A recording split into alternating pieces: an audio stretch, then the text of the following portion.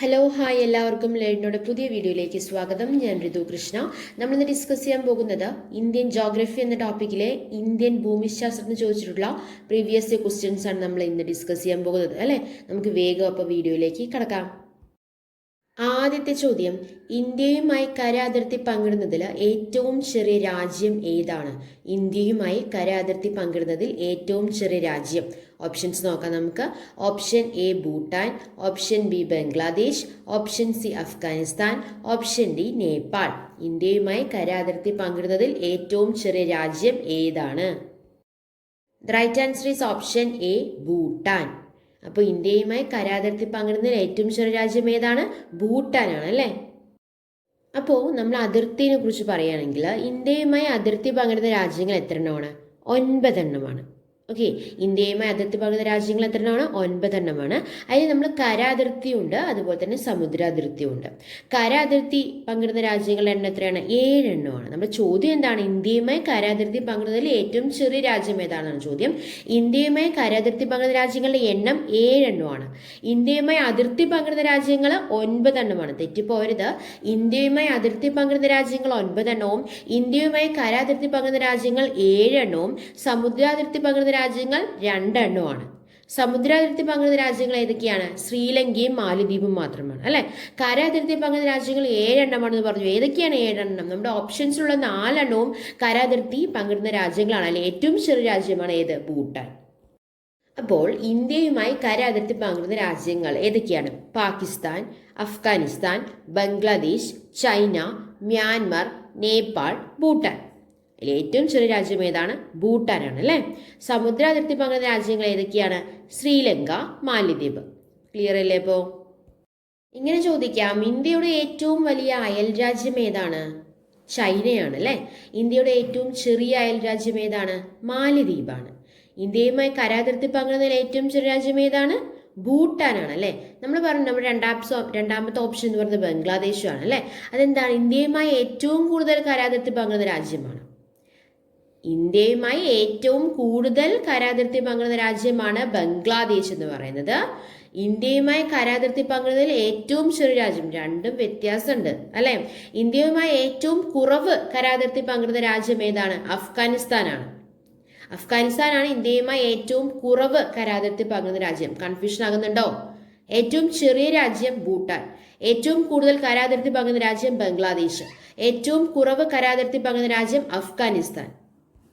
മറ്റ് അയൽ രാജ്യങ്ങളുമായി അതിർത്തി പങ്കിടുന്ന ഇന്ത്യയിലെ സംസ്ഥാനങ്ങളുടെ എണ്ണം എത്രയാണ്? 16 എണ്ണമാണ്. 16 സംസ്ഥാനങ്ങളാണ് മറ്റ് അയൽ രാജ്യങ്ങളുമായി അതിർത്തി പങ്കിടുന്നത്. ഏതൊക്കെ സംസ്ഥാനങ്ങളാണ്? ഗുജറാത്ത്, രാജസ്ഥാൻ, പഞ്ചാബ്, ഹിമാചൽ പ്രദേശ്, ഉത്തർപ്രദേശ്, ബീഹാർ, ഉത്തരാഖണ്ഡ്, പശ്ചിമ ബംഗാൾ, സിക്കിം, ആസാം, അരുണാചൽ പ്രദേശ്, നാഗാലാൻഡ്, മണിപ്പൂർ, മിസോറാം, ത്രിപുര, മേഘാലയ.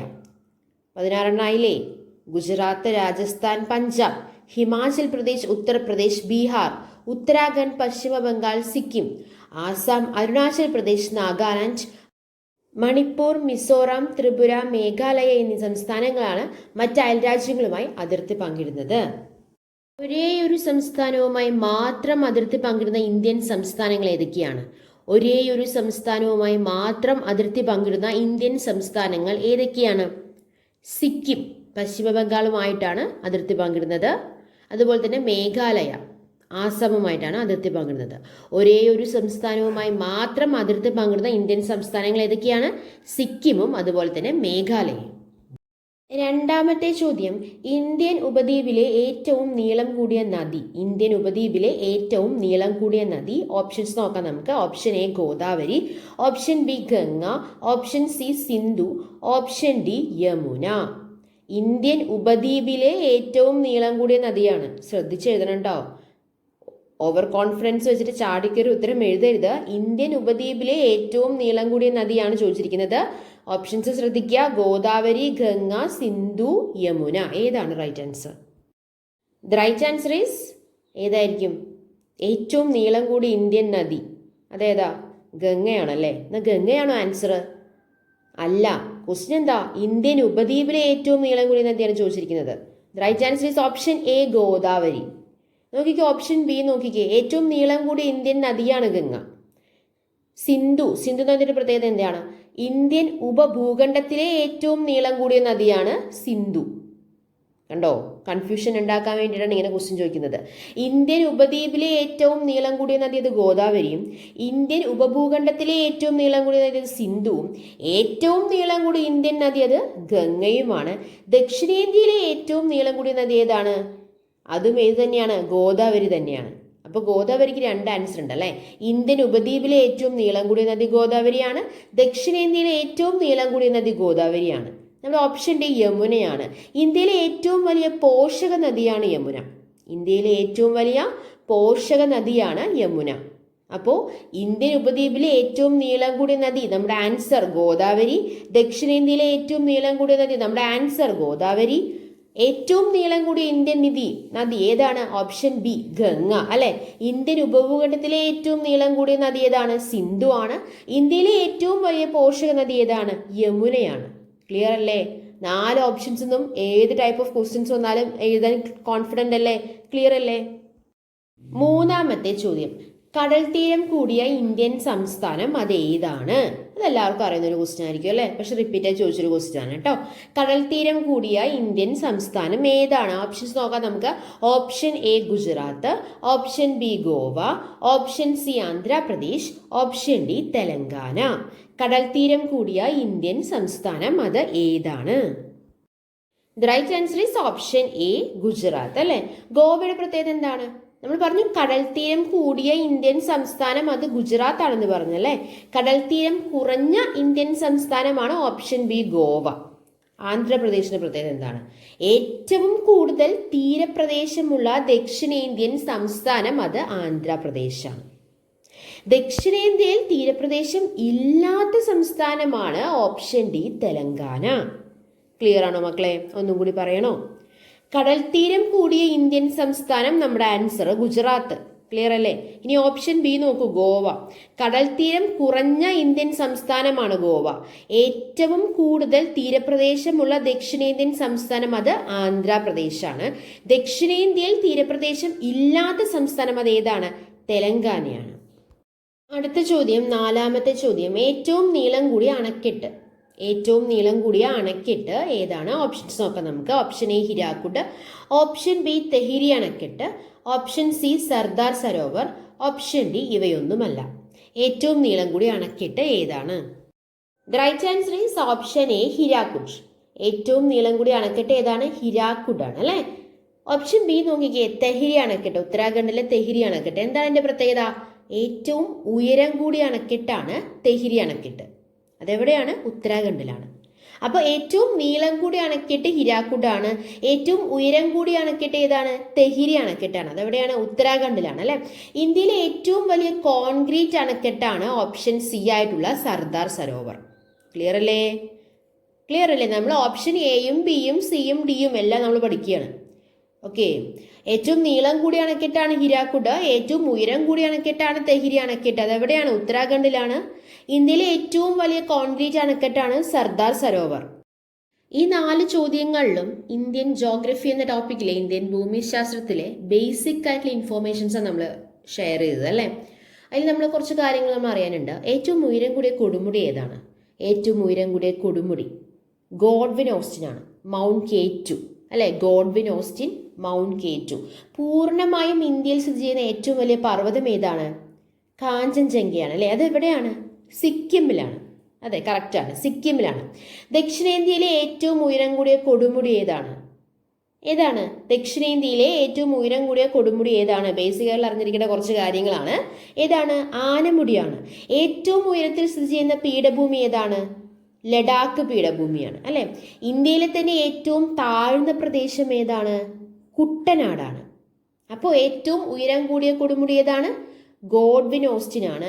പൂർണ്ണമായും ഇന്ത്യയിൽ സ്ഥിതി ചെയ്യുന്ന ഏറ്റവും വലിയ പർവ്വതം ഏതാണ്? കാഞ്ചൻജംഗയാണ്. അല്ലാതെ എവിടെയാണ്? സിക്കിമിലാണ്. ദക്ഷിണേന്ത്യയിലെ ഏറ്റവും ഉയരം കൂടിയ കൊടുമുടി ഏതാണ്? ആനമുടിയാണ്. ഏറ്റവും ഉയരത്തിൽ സ്ഥിതി ചെയ്യുന്ന പീഠഭൂമി ഏതാണ്? ലഡാക്ക് പീഠഭൂമിയാണ്. ഇന്ത്യയിലെ തന്നെ ഏറ്റവും താഴ്ന്ന പ്രദേശം ഏതാണ്? കുട്ടനാടാണ്. ഏറ്റവും നീളം കൂടിയ കനാൽ ഏതാണ്? ഇന്ദിരാഗാന്ധി കനാലാണ്. ഏറ്റവും നീളം കൂടിയ കനാൽ ഏതാണ്? ഇന്ദിരാഗാന്ധി കനാലാണ്. ഏറ്റവും നീളം കൂടിയ ബീച്ച് ഏതാണ്? മറീന ബീച്ചാണ്. എവിടെയാണത്? ചെന്നൈയിലാണ് അല്ലേ. ഏറ്റവും നീളം കൂടിയ ബീച്ച് ഏതാണ്? മറീന ബീച്ചാണ്. അത് എവിടെയാണ്? ചെന്നൈയിലാണ്. ഇന്ത്യയിലെ ഏറ്റവും വലിയ തടാകം ഏതാണ്? ചിൽക്ക തടാകമാണ്. ഇന്ത്യയിലെ ഏറ്റവും വലിയ തടാകം ഏതാണ്? ചിൽക്ക തടാകമാണ്. ഇന്ത്യയിലെ ഏറ്റവും വലിയ ശുദ്ധജല തടാകം ഏതാണ്? വൂളാർ. ഇന്ത്യയിലെ ഏറ്റവും വലിയ ശുദ്ധജല തടാകം ഏതാണ്? വൂളാർ ആണ്. ഏറ്റവും ഉയരത്തിൽ സ്ഥിതി ചെയ്യുന്ന തടാകം ഏതാണ്? ചോലമാവു തടാകം. സിക്കിമിലെ ചോലമാവു തടാകമാണ് ഏറ്റവും ഉയരത്തിൽ സ്ഥിതി ചെയ്യുന്ന തടാകം അല്ലെ. ഇന്ത്യയിൽ ഏറ്റവും കൂടുതൽ ലവണത്വമുള്ള തടാകം ഏതാണ്? സംബാർ തടാകമാണ്. ഇന്ത്യയിലെ ഏറ്റവും കൂടുതൽ ലവണത്വമുള്ള തടാകം ഏതാണ്? സംബാർ തടാകമാണ്. അടുത്ത ചോദ്യത്തിലേക്ക് കടക്കാം. 5ാമത്തെ ചോദ്യം. ഇന്ത്യയിലെ ഏറ്റവും കൂടുതൽ ചൂട് കൂടിയ പ്രദേശം ഏതാണ്? ഇന്ത്യയിലെ ഏറ്റവും കൂടുതൽ ചൂട് കൂടിയ പ്രദേശം ഏതാണ്? ഓപ്ഷൻസ് നോക്കാം നമുക്ക്. Option A Barmer, option B Dras, option C Assam, option D Tripura. ഇന്ത്യയിൽ ഏറ്റവും കൂടുതൽ ചൂട് കൂടിയ പ്രദേശം ഏതാണ്? The right answer is option A Barmer. രാജസ്ഥാനിലാണ് ബാമർ ഉള്ളത്. ഏറ്റവും കൂടുതൽ ചൂട് കൂടിയ പ്രദേശം ബാമർ ആണ്. രാജസ്ഥാനിലെ ബാമർ ആണ്. ഓപ്ഷൻ ബി നോക്കിക്കേ. ഏറ്റവും തണുപ്പുള്ള പ്രദേശമാണ് ദ്രാസ്. ലഡാക്കിലാണ് ദ്രാസ്. ഇന്ത്യയിലെ ഏറ്റവും തണുപ്പുള്ള പ്രദേശം ഏതാണ്? ദ്രാസ് ആണ്. ഇനി ടി ആകൃതിയിൽ കാണപ്പെടുന്ന ഇന്ത്യൻ സംസ്ഥാനമാണ് ആസാം. ടി ആകൃതിയിൽ കാണപ്പെടുന്ന ഇന്ത്യൻ സംസ്ഥാനം ഏതാണ്? ആസാമാണ്. 3 വശവും ബംഗ്ലാദേശിനാൽ ചുറ്റപ്പെട്ട ഇന്ത്യൻ സംസ്ഥാനം ഏതാണ്? ത്രിപുരയാണ്. അപ്പൊ 4 ഓപ്ഷൻസിന്റെയും എന്താണ് ഡെഫിനിഷൻ നിങ്ങൾക്ക് മനസ്സിലായില്ലേ? ഇന്ത്യയിലെ ഏറ്റവും കൂടുതൽ ചൂട് കൂടിയ പ്രദേശമാണ് നമ്മുടെ ചോദ്യം. അത് right answer is option A Barmer. Barmer എവിടെയാണ്? രാജസ്ഥാനിലാണ്. ഇന്ത്യയിലെ ഏറ്റവും തണുപ്പുള്ള പ്രദേശമാണ് ഓപ്ഷൻ ബി ദ്രാസ്. ദ്രാസ് എവിടെയാണ്? ലഡാക്കിലാണ്.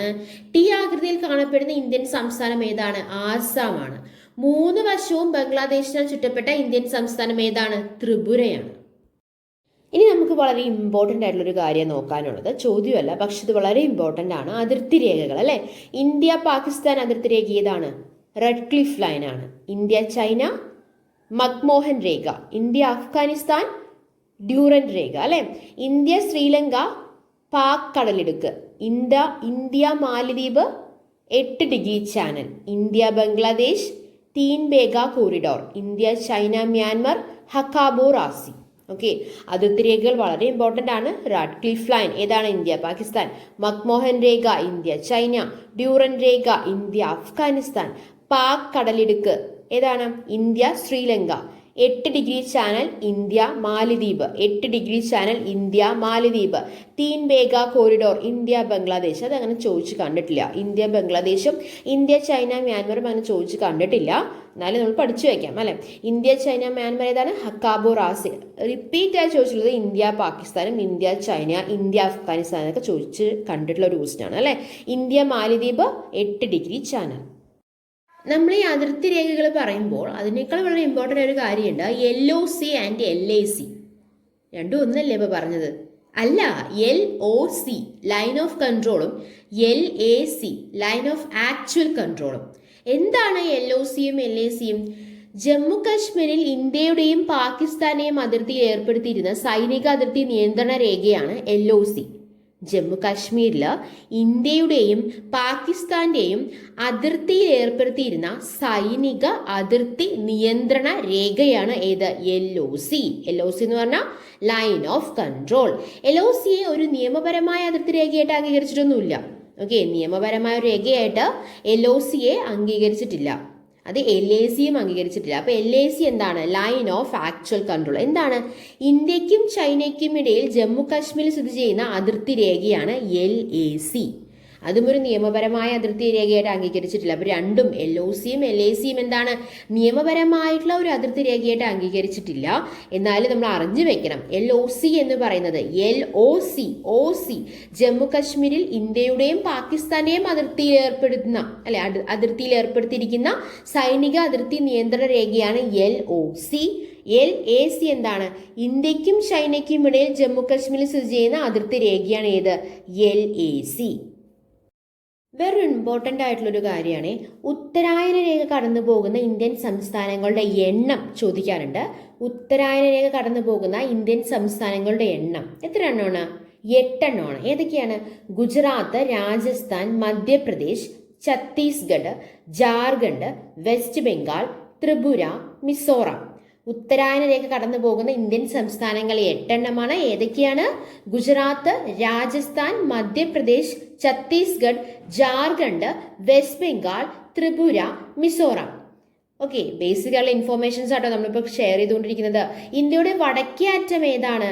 ഇന്ദിരാകോളാണ്. ലഡാക്കിലാണ് അല്ലെ. ഇന്ത്യയുടെ വടക്കേ അറ്റം ഇന്ദിരാകോളാണ്.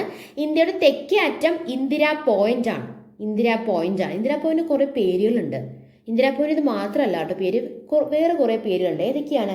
പിഗ്മാലിയൻ പോയിന്റ് എന്ന് പറയാറുണ്ട്, പാഴ്സൺസ് പോയിന്റ് എന്ന് പറയാറുണ്ട്, ഗ്രേറ്റ് നിക്കോബാർ എന്ന് പറയാറുണ്ട്. അപ്പൊ പല പേരിലും ചോദിക്കാം. ഇന്ദിരാ പോയിന്റ് മാത്രമല്ല 3 പേരുകളുള്ളത്. ഏതൊക്കെയാണ്? Parsons point, Pygmalion point, great Nicobar. ഇന്ത്യയുടെ വടക്കേ അറ്റം ഏതാണ്? ഇന്ദിരാകോൾ അല്ലെ. തെക്കേ അറ്റം ഇന്ദിരാ പോയിന്റ്. ഇന്ദിരാ പോയിന്റിന് 3 പേരുകളുള്ളത്: Parsons point, Pygmalion point, great Nicobar. ഇന്ത്യയുടെ കിഴക്കേ അറ്റം ഏതാണ്? കിബിത്തു ആണ് അല്ലെ. ഇന്ത്യയുടെ കിഴക്കേ അറ്റം കിബിത്തു ആണ്, അത് അരുണാചൽ പ്രദേശിലാണ്. ഇന്ത്യയുടെ പടിഞ്ഞാറേ അറ്റം ഏതാണ്? ഗുഹാർ മോത്തിയാണ്. അതെവിടെയാണ്? ഗുജറാത്തിലാണ്. ഇന്ത്യയുടെ പടിഞ്ഞാറേ അറ്റം ഏതാണ്? ഗുഹാർ മോത്തിയാണ്, അത് ഗുജറാത്തിലാണ്. ഇന്ത്യൻ ഉപദ്വീപിന്റെ തെക്കേ അറ്റം ഏതാണ്? കന്യാകുമാരിയാണ്. കുറെ അറ്റങ്ങൾ പറഞ്ഞ് നിങ്ങൾക്ക് ആകെ കൺഫ്യൂഷൻ ആയോ? ഒന്നും കൂടി പറയാം. ഇന്ത്യയുടെ വടക്കേ അറ്റം ഇന്ദിരാകോൾ. ഇന്ദിരാകോൾ എവിടെയാണ്? ലഡാക്കിലാണ്. ഇന്ത്യയുടെ തെക്കേ അറ്റം ഇന്ദിരാ പോയിന്റ്. ഇന്ത്യയുടെ കിഴക്കേ അറ്റം കിബിത്തു. ഇന്ത്യയുടെ പടിഞ്ഞാറേ അറ്റം ഗുഹാർ മോത്തി. ഗുഹാർ മോത്തി എവിടെയാണ്? ഗുജറാത്തിലാണ്. ഇന്ത്യൻ ഉപദ്വീപിന്റെ തെക്കേ അറ്റം ഏതാണ്? കന്യാകുമാരിയാണ്. കന്യാകുമാരി എവിടെയാണ്? തമിഴ്നാട്ടിലാണ് അല്ലെ. ഇന്ത്യൻ ഉപദ്വീപിന്റെ തെക്കേറ്റം ഏതാണ്? കന്യാകുമാരിയാണ്. കന്യാകുമാരി എവിടെയാണ്? തമിഴ്നാട്ടിലാണ്. കിബിത്തു എവിടെയാണ്? അരുണാചൽ പ്രദേശിലാണ്. ഗുഹാർ മോത്തി എവിടെയാണ്? ഗുജറാത്തിലാണ് അല്ലെ. ഇന്ദിരാ പോയിന്റ് വേറെ പേരുകൾ എന്തൊക്കെയാണ്? Parsons point, Pygmalion point, great Nicobar. ഇന്ത്യയുടെ വടക്കേ അറ്റം ഏതാണ്? ഇന്ദിരാകോൾ ആണ് അല്ലെ. ഇന്ദിരാകോൾ അതെവിടെയാണ്? ലഡാക്കിലാണ്. ക്ലിയർ അല്ലേ? അടുത്ത ചോദ്യം, 6ാമത്തെ ചോദ്യം, പീക്ക് എക്സ്വി മൗണ്ട് എവറസ്റ്റ് എന്ന് പുനർനാമകരണം ചെയ്തത് ഏത് വർഷമാണ്? Peak XV mount Everest. അതായത് തുടക്കത്തിൽ സർവേ വകുപ്പ് എവറസ്റ്റ് നൽകിയ പേരാണ് കേട്ടോ പീക്ക് എക്സ്വി എന്ന് പറയുന്നത്. അപ്പൊ പീക്ക് എക്സ്വി മൗണ്ട് എവറസ്റ്റ് എന്ന് പുനർനാമകരണം ചെയ്തത് ഏത് വർഷത്തിലാണെന്നാണ് ചോദ്യം. ഓപ്ഷൻസ് നോക്കാം നമുക്ക്. Option A 1865, option B 1855, option C 1875, option D 1885. ഏത് വർഷത്തിലാണ് പീക്ക് എക്സ്വി മൗണ്ട് എവറസ്റ്റ് എന്ന് പുനർനാമകരണം ചെയ്തത്? ദ റൈറ്റ് ആൻസർ ഈസ് ഏതായിരിക്കും? Right answer is option A 1865. ഭൂപ്രകൃതി വിഭാഗങ്ങളെ കുറിച്ച് പറയുകയാണെങ്കിൽ ഭൗമോപരിതല സവിശേഷതകളുടെ അടിസ്ഥാനത്തിൽ ഇന്ത്യയെ 4 ഭൂപ്രകൃതി വിഭാഗങ്ങളായിട്ടാണ് തരംതിരിച്ചിരിക്കുന്നത്. ഏതൊക്കെയാണ്? ഉത്തരപർവ്വത മേഖല, ഉത്തര മഹാസമതലം, ഉപദ്വീപീയ പീഠഭൂമി, തീരസമതലങ്ങളും ദ്വീപുകളും. ഓക്കെ, എന്താണ് പറഞ്ഞത്? ഭൗമോപരിതല സവിശേഷതകളുടെ അടിസ്ഥാനത്തിൽ ഇന്ത്യയെ 4 ഭൂപ്രകൃതി വിഭാഗങ്ങളായിട്ടാണ് തരംതിരിച്ചിരിക്കുന്നത്. ഏതൊക്കെയാണ്? ഉത്തരപർവ്വത മേഖല, ഉത്തര മഹാസമതലം, ഉപദ്വീപീയ പീഠഭൂമി, തീരസമതലങ്ങളും ദ്വീപുകളും. അതിൽ തന്നെ ഉത്തരപർവ്വത മേഖലയെ ആ മേഖലയിൽ സ്ഥിതി ചെയ്യുന്ന പർവ്വത നിരകളുടെ അടിസ്ഥാനത്തിൽ 3 വിഭാഗങ്ങളായി തരംതിരിച്ചിട്ടുണ്ട്: ഹിമാലയം, ട്രാൻസ് ഹിമാലയം, പൂർവാഞ്ചൽ. എന്താണ് പറഞ്ഞത്? അതിൽ നമ്മൾ പറഞ്ഞില്ലേ 4 തിരിച്ചിട്ടുണ്ടെന്ന് പറഞ്ഞല്ലേ. ആ 4 ഉത്തരപർവ്വത മേഖലയെ ആ മേഖലയിൽ സ്ഥിതി ചെയ്യുന്ന പർവ്വത നിരകളുടെ അടിസ്ഥാനത്തിൽ 3 വിഭാഗങ്ങളായി തരംതിരിച്ചിട്ടുണ്ട്. ഏതൊക്കെയാണ്? ഹിമാലയം, ട്രാൻസ് ഹിമാലയം, പൂർവാഞ്ചൽ. അതിൽ നമ്മൾ ഹിമാലയത്തിനെ കുറിച്ച് പറയുകയാണെങ്കിൽ സംസ്കൃതത്തിൽ ഹിമാലയം എന്ന വാക്കിന്റെ അർത്ഥം ഏതാണ്? മഞ്ഞിന്റെ വീട് എന്നാണ്. വാട്ടർ ടവർ ഓഫ് ഏഷ്യ എന്നറിയപ്പെടുന്ന പർവ്വത നിരയാണ് ഹിമാലയം എന്ന് പറയുന്നത്. 7ാമത്തെ ചോദ്യം, പൂർണ്ണമായും ഇന്ത്യയിൽ സ്ഥിതി ചെയ്യുന്ന ഉയരം കൂടിയ കൊടുമുടി ഏതാണ്? പൂർണ്ണമായും ഇന്ത്യയിൽ സ്ഥിതി ചെയ്യുന്ന ഉയരം കൂടിയ കൊടുമുടി ഏതാണ്? ഓപ്ഷൻസ് നോക്കാം നമുക്ക്. Option A Kanchenjunga, option B mount Everest, option C Makalu, option D Dhaulagiri. നമ്മളിത് പറഞ്ഞായിരുന്നു അല്ലേ, മുൻപ് നമ്മൾ പറഞ്ഞായിരുന്നു. അപ്പൊ നിങ്ങൾക്ക് എല്ലാവർക്കും ആൻസർ അറിയാം. പൂർണ്ണമായും ഇന്ത്യയിൽ സ്ഥിതി ചെയ്യുന്ന ഉയരം കൂടിയ കൊടുമുടി ഏതാണ്? Right answer is option A Kanchenjunga. പൂർണ്ണമായും ഇന്ത്യയിൽ സ്ഥിതി ചെയ്യുന്ന ഉയരം കൂടിയ കൊടുമുടി ഏതാണ്? കാഞ്ചൻജംഗയാണ് അല്ലേ. പറഞ്ഞു പൂർണ്ണമായും ഇന്ത്യയിൽ സ്ഥിതി ചെയ്യുന്ന ഉയരം കൂടിയ കൊടുമുടി കാഞ്ചൻജംഗയാണെന്ന് പറഞ്ഞു. ഓപ്ഷൻ ബി മൗണ്ട് എവറസ്റ്റ് നോക്കിക്കുക. അത് ഏത് രാജ്യത്താണ് സ്ഥിതി ചെയ്യുന്നത്? നേപ്പാളിലാണ് അല്ലേ. അതുപോലെ തന്നെ മഗലുവും ധൗലഗിരിയും എവിടെ തന്നെയാണ്? നേപ്പാളിലാണ്. കാഞ്ചൻജംഗ ഇന്ത്യയിൽ ഏത് സംസ്ഥാനത്താണ്? സിക്കിമിലാണ്. ക്ലിയർ അല്ലേ? കാഞ്ചൻജംഗ, അന്നപൂർണ, നംഗപർവ്വതം എന്നീ പർവ്വതനിരകൾ സ്ഥിതി ചെയ്യുന്ന പർവ്വതനിര ഏതാണ്? ഹിമാദ്രിയാണ്. ലോകത്തിൽ തന്നെ ഏറ്റവും ഉയരം കൂടിയ മൂന്നാമത്തെ കൊടുമുടിയാണ് ഏത്? കാഞ്ചൻജംഗ. കാഞ്ചൻജംഗ സ്ഥിതി ചെയ്യുന്ന പർവ്വതനിര ഏതാന്നാ പറഞ്ഞത്? ഹിമാദ്രി അല്ലെ. പൂർണ്ണമായും ഇന്ത്യയിൽ സ്ഥിതി ചെയ്യുന്ന ഉയരം കൂടിയ കൊടുമുടിയാണ് ഏത്? കാഞ്ചൻജംഗ. ലോകത്തിൽ ഏറ്റവും ഉയരം കൂടിയ മൂന്നാമത്തെ കൊടുമുടിയാണ് കാഞ്ചൻജംഗ. സ്ഥിതി ചെയ്യുന്ന പർവ്വതനിര ഏതാണ്? ഹിമാദ്രിയാണ്. ഹിമാലയത്തിലെ ഏറ്റവും ഉയരം കൂടിയ പർവ്വതനിരയാണ് ഹിമാദ്രി. ഹിമാലയത്തിന്റെ നട്ടെല്ല് എന്ന് വിശേഷിപ്പിക്കപ്പെടുന്ന പർവ്വതനിരയാണ് ഏത്? ഹിമാദ്രി എന്ന് പറയുന്നത്. ഹിമാലയത്തിന്റെ തന്നെ ഏറ്റവും വടക്കായി സ്ഥിതി ചെയ്യുന്ന പർവ്വതനിര ഇത് തന്നെയാണ്? ഹിമാദ്രി തന്നെയാണ്. അപ്പൊ നമ്മൾ എന്തൊക്കെയാ പറഞ്ഞത്? ഹിമാലയത്തിന്റെ ഏറ്റവും ഉയരം കൂടിയ പർവ്വതനിരയാണ് ഏത്? ഹിമാദ്രി. ഹിമാലയത്തിന്റെ നട്ടെല്ല് എന്ന് വിശേഷിപ്പിക്കപ്പെടുന്ന പർവ്വതനിരയാണ് ഏത്? ഹിമാദ്രി. ഹിമാലയത്തിന്റെ ഏറ്റവും വടക്കായി സ്ഥിതി ചെയ്യുന്ന പർവ്വതനിരയാണ് ഏത്? ഹിമാദ്രി. നമ്മൾ പറഞ്ഞു ഹിമാദ്രി എന്ന് പറയുന്നത് ഹിമാലയത്തിന്റെ നട്ടെൽ എന്ന് വിശേഷിപ്പിക്കപ്പെടുന്ന പർവ്വതനിരയാണ് നമ്മൾ പറഞ്ഞു. ഹിമാദ്രി വേറെ പേരും കൂടി ഉണ്ട് കേട്ടോ. ഇന്നർ ഹിമാലയം, അതുപോലെ തന്നെ ഗ്രേറ്റർ ഹിമാലയ എന്നൊക്കെ അറിയപ്പെടുന്ന പർവ്വതനിര ഏതാണ്? ഹിമാദ്രിയാണ്. ഇന്നർ ഹിമാലയം, ഗ്രേറ്റർ ഹിമാലയ, ഹിമാലയത്തിന്റെ നട്ടെല്ല് എന്നൊക്കെ അറിയപ്പെടുന്ന അല്ലെങ്കിൽ എന്ന് വിശേഷിപ്പിക്കപ്പെടുന്ന പർവ്വതനിര ഏതാണ്? ഹിമാദ്രിയാണ്. നമ്മൾ പറഞ്ഞു പൂർണ്ണമായും ഇന്ത്യയിൽ സ്ഥിതി ചെയ്യുന്ന ഉയരം കൂടിയ കൊടുമുടിയാണ് കാഞ്ചൻജംഗ എന്ന് പറഞ്ഞു. ഇനി പൂർണ്ണമായും ഇന്ത്യയിൽ സ്ഥിതി ചെയ്യുന്ന ഉയരം കൂടിയ രണ്ടാമത്തെ കൊടുമുടി ഏതാണ്? നന്ദാദേവിയാണ്. പൂർണ്ണമായും ഇന്ത്യയിൽ സ്ഥിതി ചെയ്യുന്ന ഉയരം കൂടിയ രണ്ടാമത്തെ കൊടുമുടി ഏതാണ്? നന്ദാദേവിയാണ്. നമ്മൾ കാഞ്ചൻജംഗ സ്ഥിതി ചെയ്യുന്ന സംസ്ഥാനം ഏതാന്നാ പറഞ്ഞേ? ഓർമ്മയുണ്ടോ? സിക്കിമാണെന്ന് പറഞ്ഞു അല്ലേ. നന്ദാദേവി സ്ഥിതി ചെയ്യുന്ന സംസ്ഥാനം ഏതാണ്? ഉത്തരാഖണ്ഡാണ്. അടുത്ത ചോദ്യം, 8ാമത്തെ ചോദ്യം. ഇന്ത്യയിൽ മഴക്കാടുകൾ കൂടുതലായി കാണപ്പെടുന്ന പ്രദേശം. ഇന്ത്യയിൽ മഴക്കാടുകൾ കൂടുതലായി കാണപ്പെടുന്ന പ്രദേശം ഏതാണ്? ഓപ്ഷൻസ് നോക്കാം നമുക്ക്. ഓപ്ഷൻ എ മധ്യ ഇന്ത്യ, ഓപ്ഷൻ ബി പൂർവ്വഘട്ടം, ഓപ്ഷൻ സി വടക്ക് കിഴക്കൻ ഹിമാലയം ആൻഡ് പശ്ചിമഘട്ടം, ഓപ്ഷൻ ഡി വടക്ക് കിഴക്കൻ ഹിമാലയം ആൻഡ് പൂർവ്വഘട്ടം. ഏതാണ് റൈറ്റ് ആൻസർ? ഇന്ത്യയിൽ മഴക്കാടുകൾ കൂടുതലായി കാണപ്പെടുന്ന പ്രദേശം ഏതാണ്? Right answer is option C വടക്ക് കിഴക്കൻ ഹിമാലയം ആൻഡ് പശ്ചിമഘട്ടം. ഇന്ത്യയിൽ മഴക്കാടുകൾ കൂടുതലായി കാണപ്പെടുന്ന പ്രദേശം ഏതാണ്? വടക്ക് കിഴക്കൻ ഹിമാലയം ആൻഡ് പശ്ചിമഘട്ടം. ഒരു കാര്യം ചോദിച്ചോട്ടെ, സഞ്ചാരികളുടെ സ്വർഗം എന്നറിയപ്പെടുന്ന താഴ്വര ഏതാണ്? സഞ്ചാരികളുടെ സ്വർഗം എന്നറിയപ്പെടുന്ന താഴ്വര ഏതാണ്?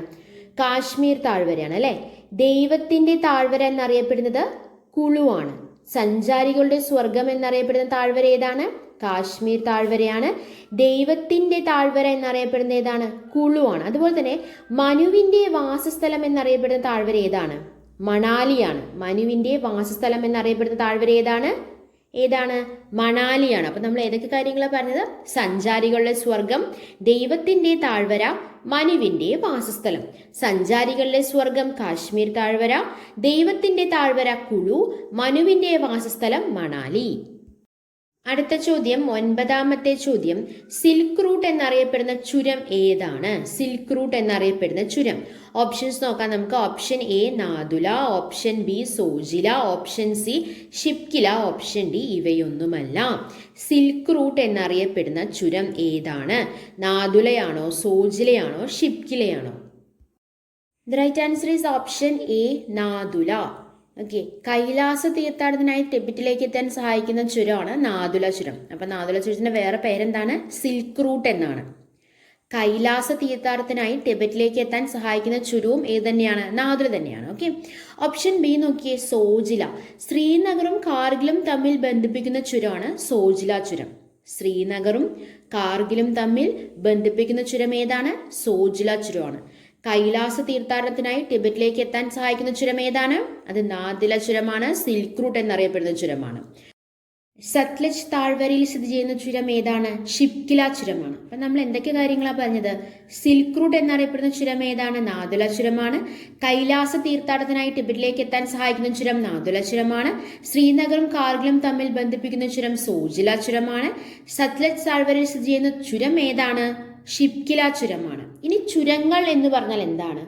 ഉയരമേറിയ പർവ്വതനിരകൾക്ക് കുറുകെ ക്ലേശം കൂടാതെ മുറിച്ചു കടക്കുന്നതിന് അനുയോജ്യമായ പ്രകൃതിദത്തമായ വിടവുകളാണ് ചുരങ്ങൾ എന്ന് പറയുന്നത്. എന്താണ്? ഉയരമേറിയ പർവ്വതനിരകൾക്ക് കുറുകെ ക്ലേശം കൂടാതെ യാതൊരു ബുദ്ധിമുട്ടും കൂടാതെ മുറിച്ചു കടക്കുന്നതിന് അനുയോജ്യമായ പ്രകൃതിദത്തമായ വിടവുകളാണ് എന്ത്? ചുരങ്ങൾ എന്ന് പറയുന്നത്. ഇന്ത്യൻ ഉപഭൂഖണ്ഡത്തിൽ ഉൾപ്പെടുന്ന പ്രധാന ചുരങ്ങളാണ് പാകിസ്ഥാനെയും അഫ്ഗാനിസ്ഥാനെയും ബന്ധിപ്പിക്കുന്ന ഖൈബർ ചുരം, പാകിസ്ഥാനിലെ ബോലൻ ചുരം എന്നിവ. ലാൻഡ് ഓഫ് പാസസ് എന്നറിയപ്പെടുന്നത് ലഡാക്കാണ്. ലാൻഡ് ഓഫ് പാസസ് എന്നറിയപ്പെടുന്നത് ഏതാണ്? ലഡാക്കാണ്. കുറച്ച് ഇമ്പോർട്ടൻ്റ് ആയിട്ടുള്ള ചുരങ്ങളെ കുറിച്ച് പറയുകയാണെങ്കിൽ ശ്രീനഗറും അതുപോലെ തന്നെ കാർഗിലും കൂടി ഒന്നിപ്പിക്കുന്ന ചുരം ഏതാണ്? സോജില ചുരം. അതെവിടെയാണ്? ജമ്മു കശ്മീരിലാണ്. ശ്രീനഗറും കാർഗിലും. അതുപോലെ തന്നെ ജമ്മുവും ശ്രീനഗറും കൂടി ഒന്നിപ്പിക്കുന്ന ചുരം ഏതാണ്? ബനിഹാലാണ്. അതെവിടെയാണ്? ജമ്മു കാശ്മീരിൽ തന്നെയാണ്. അപ്പൊ ജമ്മു കാശ്മീരിൽ 2 ചുരങ്ങളാണുള്ളത്. ഏതൊക്കെയാണ്? സോജില ചുരവും അതുപോലെ തന്നെ ബനിഹാലും. ശ്രീനഗറും കാർഗിലും കൂടി ഒന്നിപ്പിക്കുന്ന അല്ലെങ്കിൽ ബന്ധിപ്പിക്കുന്ന ചുരമാണ് സോജില ചുരം. ജമ്മുവും ശ്രീനഗറും കൂടി ഒന്നിപ്പിക്കുന്ന അല്ലെങ്കിൽ ബന്ധിപ്പിക്കുന്ന ചുരമാണ് ബനിഹാൽ ചുരം. അതുപോലെ ഷിപ്കില ചുരം, ഹിമാചൽ പ്രദേശിൽ സ്ഥിതി ചെയ്യുന്ന ഷിപ്കില ചുരം ഹിമാചൽ പ്രദേശിനെയും ടിബറ്റിനെയും ബന്ധിപ്പിക്കുന്നു. ഓക്കെ, ഷിപ്കില ചുരം എന്ന് പറയുന്നത്. നാഥുല ചുരമോ?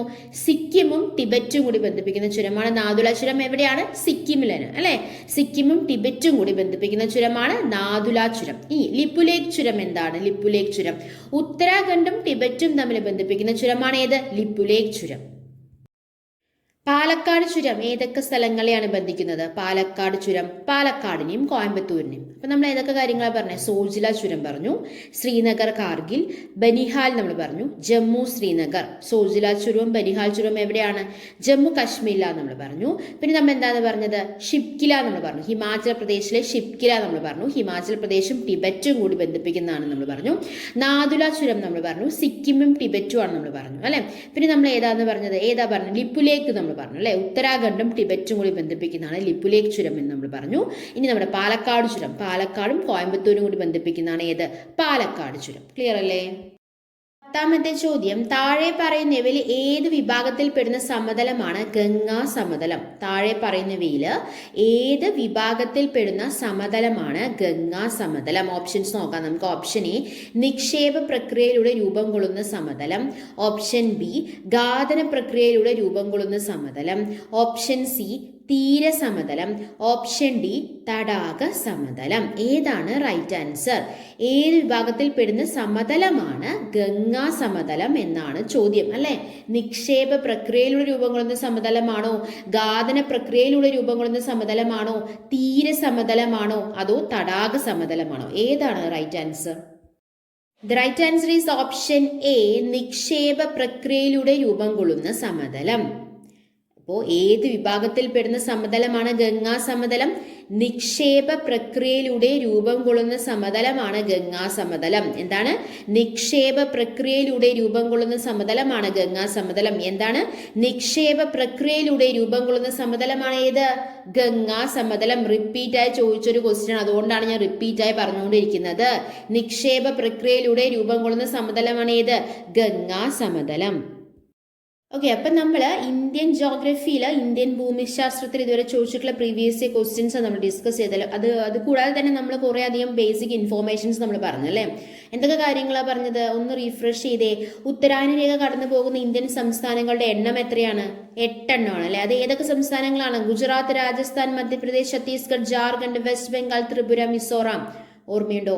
ഇന്ത്യയുടെ വടക്കേയറ്റം ഇന്ദിരാകോൾ, ഇന്ത്യയുടെ തെക്കേയറ്റം ഇന്ദിരാ പോയിന്റ്, ഇന്ത്യയുടെ കിഴക്കേയറ്റം കിബിത്തു, ഇന്ത്യയുടെ പടിഞ്ഞാറേറ്റം ഗുഹാർ മോത്തി അല്ലെ. ഇന്ത്യയുമായി അതിർത്തി പങ്കിടുന്ന രാജ്യങ്ങളുടെ എണ്ണം 9. കരാതിർത്തി ഉണ്ട്, സമുദ്രാതിർത്തി ഉണ്ട്.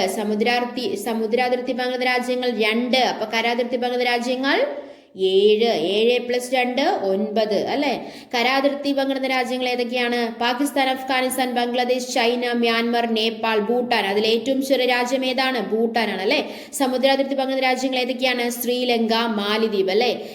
ഇന്ത്യയുടെ ഏറ്റവും വലിയ അയൽരാജ്യം ഏതാണ്? ചൈനയാണ് അല്ലെ. ഇന്ത്യയുടെ ഏറ്റവും ചെറിയ അയൽരാജ്യം മാലിദ്വീപ്. ഇന്ത്യയുമായി കരാതിർത്തി പങ്കിടുന്ന ഏറ്റവും ചെറിയ രാജ്യം ഭൂട്ടാനാണ് അല്ലെ. ഇന്ത്യയുമായി ഏറ്റവും കൂടുതൽ കരാതിർത്തി പങ്കിടുന്ന രാജ്യം ബംഗ്ലാദേശ്. ഇന്ത്യയുമായി ഏറ്റവും കുറവ് കരാതിർത്തി പങ്കിടുന്ന രാജ്യം അഫ്ഗാനിസ്ഥാൻ അല്ലേ. അപ്പൊ നമ്മൾ പറഞ്ഞു ഇന്ത്യയുമായി അതിർത്തി പങ്കിടുന്ന രാജ്യങ്ങൾ 9, അതിൽ 7 കരാതിർത്തി, 2 സമുദ്രാതിർത്തി അല്ലെ. അങ്ങനെ നമ്മൾ കുറേ കാര്യങ്ങൾ ഡിസ്കസ് ചെയ്തു. ഇന്ത്യൻ ജോഗ്രഫി, ഇന്ത്യൻ ഭൂമിശാസ്ത്രത്തിലെ കുറേ കാര്യങ്ങൾ നമ്മൾ ഡിസ്കസ് ചെയ്തു. എടുത്ത കാര്യങ്ങളെല്ലാം നിങ്ങൾക്ക് വളരെ വ്യക്തമായി മനസ്സിലായെന്ന് പ്രതീക്ഷിക്കുന്നു. മനസ്സിലായിട്ടുണ്ടെങ്കിൽ നമ്മുടെ ലേൺ എന്നുള്ള ചാനൽ സബ്സ്ക്രൈബ് ചെയ്യുക, സപ്പോർട്ട് ചെയ്യുക. Thanks for your time. By.